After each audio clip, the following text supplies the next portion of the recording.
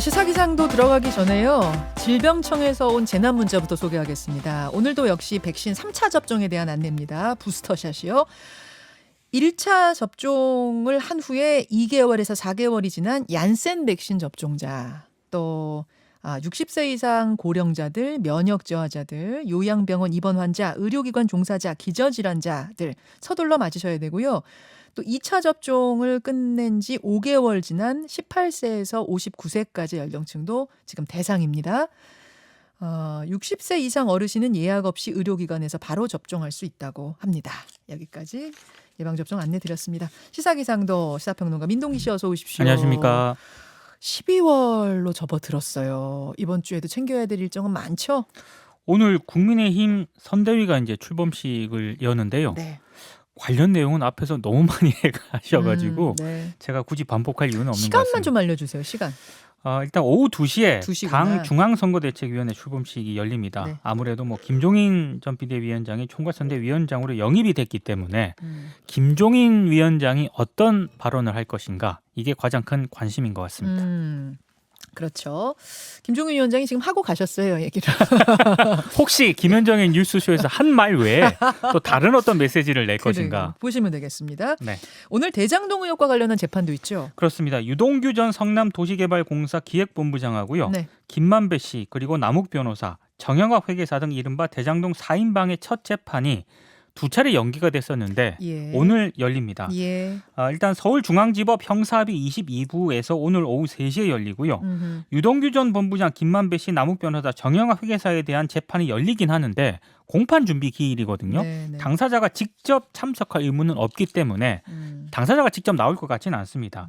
이게 왜 연기가 됐냐면 코로나19 확진자 등이 발생을 해가지고요. 두 차례 연기가 됐거든요. 그래서 병합을 해서 또 한꺼번에 열리기 때문에 이 상황을 좀 지켜보시면 될 것 같습니다. 알겠습니다. 그리고 오늘 월요일부터 SBS 뉴스가 멈춘다는 게 무슨 얘기예요? 오늘 0시부터 뉴스가 멈췄습니다. 뉴스 안 나오고 있어요, 지금 SBS? 그러니까 이게 시간마다 이렇게 방송 내보내는 짧은 뉴스 있지 않습니까? 예. 그건 일단 결방이 됐고요. 그리고 시사 교양 프로그램 있지 않습니까? 네. 이것도 결방이 되고 있습니다. 다만 오늘 저녁 8시 뉴스 같은 경우는 네. 원래 70분으로 편성이 돼 있거든요. 근데 비조합원 중심으로 40분으로 이제 편성이 돼서 방송이 된다고 하는데요.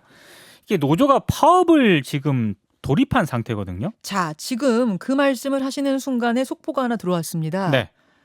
SBS가 이게 이제 오늘 노조 0시부터 파업인데 그렇습니다. 조금 전에 잠정적으로 합의문이 작성이 돼서 네. 파업을 잠정적으로 보류한다라는 속보가 막 들어왔네요.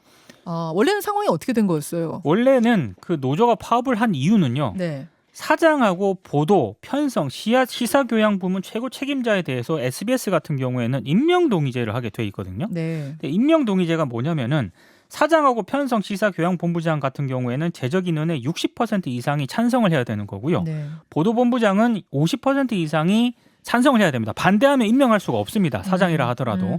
그런데 SBS에서 이번에 이 임명동의제를 없애자 이렇게 제안을 한 겁니다. 사측에서. 그렇습니다. 그러니까 노조는 이거는 받아들일 수 없다라고 해서 지금 파업에 돌입을 했는데 오늘 0시부터. 네. 근데 아마 잠정 합의를 했다고 한 거는 아무래도 사측에서 좀 유보적인 어떤 그런 제안을 한 게 아닌가. 그렇죠. 이렇게 추정을 하고 노조 측의 입장이 받아들여졌을 가능성이 일정 부분 좀 받아들여진 게 아닌가 싶습니다. 가능성이 높아 보이는데 자세한 내용은 안 나왔고 잠정 합의가 됐다는 것까지, 파업이 보류됐다는 것까지만 나온 상태에 알려드리죠. 6일 일정 또 있습니까? 백신 접종 여부와 관계없이 오늘부터 수도권은 6명, 비수도권은 8명까지 사적 모임이 허용이 됩니다. 그렇죠.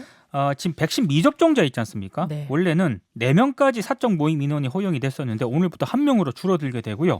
미접종자 같은 경우에는 2명 이상 사적 모임이 금지가 됩니다. 다만 임종을 위해서 지인 등이 모이는 경우 등 불가피한 경우에는 예외를 인정을 하고요. 예. 돌봄 활동에 대해서는 인원 제한을 적용하지 않습니다. 그리고 맞벌이거나 한부모 가정으로 생업에 종사해서 돌봄이 필요한 경우에도 역시 지자체 재량으로 허용할 수 있도록 했는데요. 방역 패스 논란이 있지 않습니까? 네. 이거와 관련해서 일부 고위험 시설에 제한적으로 적용을 해왔었는데 오늘부터는 식당, 카페 등의 이용 빈도가 높은 다중 이용 시설로 확대가 됩니다. 식당, 카페, 학원 어디입니까 또 스터디 카페, 카페 다 독서실 이런 적용이 데 됩니다. 다 적용이 확대가 된다는 거 그렇습니다. 전해드리고요. 화요일로 넘어가죠. 화요일은 특별한 일정이 없고요. 수요일로 넘어가 보겠습니다. 네. 고승범 금융위원장이 취임 100일을 맞게 되는데요. 우리 경제에서 가장 큰 문제가 가계부채하고 물가 상승이지 않습니까? 그렇죠. 가계부채 관리 방안에 대해서 고승범 위원장이 사전에 기자간담회를 가졌는데 네. 가계대출 증가세가 완화가 되고 있다라고 얘기를 했습니다. 근데 아직 안심하기 이른 상황이라고 전제를 했는데요. 월별 가계대출 증가 규모가 지난 7월에는 15조 3천억까지 치솟았거든요. 근데 이게 조금씩 줄어들어서 지난달에는 5조 9천억까지 증가세가 완화가 됐습니다. 관련해서 수요일에는 홍남기 경제부총리 주재로 부동산 시장 점검 관계장관 회의도 열리는데 어떤 얘기가 나올지 좀 주목이 되고 있습니다. 그래요. 목요일로 넘어가죠. 통계청이 목요일에 2020년부터 2070년까지 장래 인구 추계를 발표할 예정인데요. 인구 동향을 알아볼 수 있는 거예요. 그렇습니다. 이거 되게 중요하네요. 근데 초저출산 경향이 지속되고 있기 때문에 아무래도 이런 추세가 반영이 될 가능성이 높습니다. 특히 올해 8월 출생아 수가요. 21,920명으로 전년 동기 대비 6.7% 감소를 했고요. 작년에도 정말 적었는데 또 6.7% 떨어졌어요. 그러니까 이게 올해 8월이 좀 심각했던 게 통계 작성을 시작한 1981년 이후에 동월 기준으로 최저치를 기록을 했거든요. 와. 그래서 이게 초저출산이 좀 심각한 문제인데 목요일에 2020년 신혼부부 통계하고요. 네. 수요일에 2021년 1인 가구 통계가 각각 또 발표가 되거든요. 요것도 함께 보시면은 의미 있는 좀 추세를 알 수 있을 것 같습니다. 이게 뭐 나아라 억지로 나아라 이렇게 해서 될 문제가 아니고 나올 수 있는 환경부터 좀 만들어줘야 사실 그렇기 때문에 그렇죠. 아이를 좀 안 낳는 경향이 많거든요. 그래야지 자연스럽게 출산율이 오를 텐데 네. 지금 다른 거 환경이 안 된 상태에서 나아라만 한다고 이거 뭐 올라가겠습니까 출산율? 그러니까 결과를 봐야겠지만 만약에 이번에 저출산율이 또 심각하다면은 이게 정부가 좀 심각하게 고민을 해야 될 대목인 것 같습니다. 이미 심각한 상황인 건 알고 있는 것 같은데 그렇습니다. 뾰족한 대책이 안 나오는 것 같아요. 네. 금요일로 갑니다. 윤석열 후보가 검찰총장으로 재직하던 시절에 자신에게 내려진 직무정지 처분이 부당하다면서 네. 법무부를 상대로 제기한 소송이 있거든요. 네. 행정소송의 1심 결과가 나옵니다. 오후 금요일 오후 2시에 나오는데요. 추미애 법무부 장관이 재임하던 지난해 12월 법무부가 윤 전 총장의 비위를 확인했다면서 직무집행정지 처분을 내렸거든요. 근데 이에 윤 전 총장이 직무집행정지 처분 취소 소송하고요. 징계처분 취소 소송을 같이 제기를 했습니다. 각 처분의 효력을 중단해달라면서 집행정지를 신청을 했는데 네. 집행정지 신청은 법원이 받아들였거든요. 네. 그런데 징계처분 취소 소송 1심은 법무부 손을 들어줬습니다. 그래서 법원이 그때 정치적 중립 의무 위반을 제외한 나머지 징계 사유를 모두 정당하다고 판단을 했는데 금요일에 1심 결론이 어떻게 내려질지 좀 관심이 모아지고 있습니다. 예, 여기까지 보고요. 조금 전에 여론조사가 결과가 하나 더 나왔네요. 리얼미터가 오마이뉴스 의뢰로 29일부터 3일까지 그러니까 최고조일 때 갈등 최고조일 때 조사한 결과인데 성인 3,054명 대상으로 한 거고요. 윤석열 44, 이재명 37.5, 윤석열 44, 이재명 37.5가 나왔다는 이 데이터를 하나 더 소개하면서 인사 나누죠. 수고하셨습니다. 고맙습니다. 김현정의 뉴스쇼는 청취자 여러분의 참여로 이루어집니다. 트위터, 페이스북, 레인보우 게시판, 그리고 단문 50원, 장문 100원의 유료 문자 샵 1212, 우물정 1212 통해 참여하실 수 있습니다.